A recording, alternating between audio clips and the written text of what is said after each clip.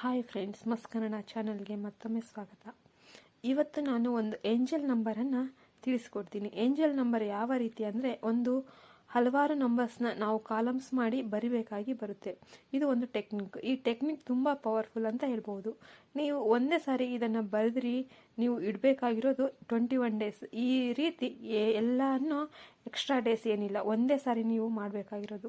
ನಿಮ್ಮ ಆಸೆ ಏನಿದೆ ಅಂದರೆ, ನೀವು ಏನಾದರೂ ಒಂದು ಮನಸ್ಸಲ್ಲಿ ಅಂದ್ಕೊಂಡು ಏನಾದರೂ ಒಂದು ನೆರವೇರಬೇಕು ಅನ್ನೋ ಒಂದು ಇಂಟೆನ್ಷನ್ ಮನಸ್ಸಲ್ಲಿ ಇಟ್ಕೊಂಡು ನೀವು ಇದನ್ನು ಬರಿಬೇಕಾಗುತ್ತೆ. ಬರೆಯುವಂಥ ಸಂದರ್ಭದಲ್ಲಿ ಒಂದೇ ಒಂದು ಆಸೆ ಮಾತ್ರ ಇರಬೇಕು, ಭಾಳ ಇರಬಾರ್ದು. ಆದರೆ ಒಂದೇ ಶೀಟಲ್ಲಿ ಒಂದೇ ಒಂದು ಆಸೆ ಬರಿಬೇಕು. ಆ ರೀತಿ ನಿಮಗೆ ಈಗ 3 ಆಸೆ ಇಲ್ಲ 2, 3 ಈ ರೀತಿ ಎಕ್ಸ್ಟ್ರಾ ಇದೆ ಅಂತ ಅಂದರೆ, ನೀವು 2-3 ಸಾರಿ ಇದನ್ನು ಬರೆದಿಡಬೇಕಾಗುತ್ತೆ. ಒಂದೇ ದಿನ ನೀವು ಮಾಡಬಹುದು, ಏನು ಪ್ರಾಬ್ಲಮ್ ಆಗಲ್ಲ.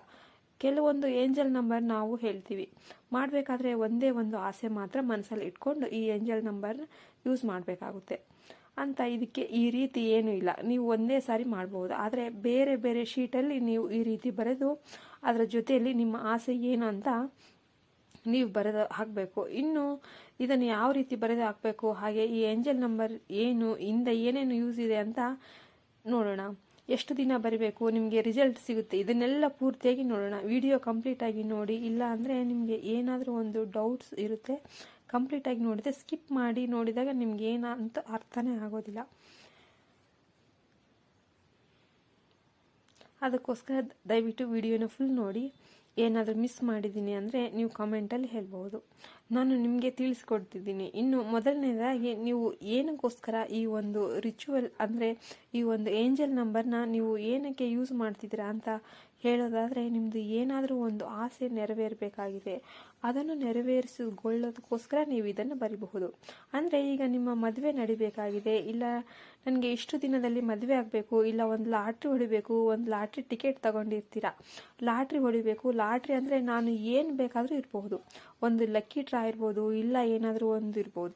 ಕೆಲವರಿಗೆ ಆಫೀಸ್ ಅಲ್ಲೆಲ್ಲ ಇರುತ್ತೆ ಕೆಲವೊಂದು ಇಷ್ಟು ಅಮೌಂಟ್ ಬರುವಂಥದ್ದು, ಇಲ್ಲ ಏನಾದರೂ ಒಂದು ಕಾಂಪಿಟೇಟಿವ್ ರಿಲೇಟೆಡ್ ಇರುತ್ತೆ. ಇಲ್ಲ ಅಂದರೆ ನಿಮಗೆ ಏನಾದರೂ ದುಡ್ಡು ಬರೋದಿದೆಯಾ, ನಿಮಗೆ ಏನಾದರೂ ದುಡ್ಡು ಬೇಕಾಗಿದೆಯಾ ಅಂದರೆ, ನಿಮಗೆ ಈಗ ತುಂಬ ಪ್ರಾಬ್ಲಮ್ ಇದೆಯಾ, ಹಣದ ಅವಶ್ಯಕತೆ ಇದೆಯಾ, ಯಾವುದಾದ್ರೂ ಒಂದು ರೀತಿಯಲ್ಲಿ ನಿಮಗೆ ಹಣ ಬಂದು ಸೇರಬೇಕು ಅನ್ನುವಂಥ ಒಂದು ಆಸೆ ಇರ್ಬೋದು. ಇಲ್ಲ ಮನೆ ತಗೊಳ್ಳುವಂಥ ಆಸೆ ಇರ್ಬೋದು, ಇಲ್ಲ ಒಂದು ಗಾಡಿ ತಗೊಳ್ಳುವಂಥ ಆಸೆ ಇರ್ಬೋದು, ಏನು ಬೇಕಾದರೂ ಇರ್ಬೋದು.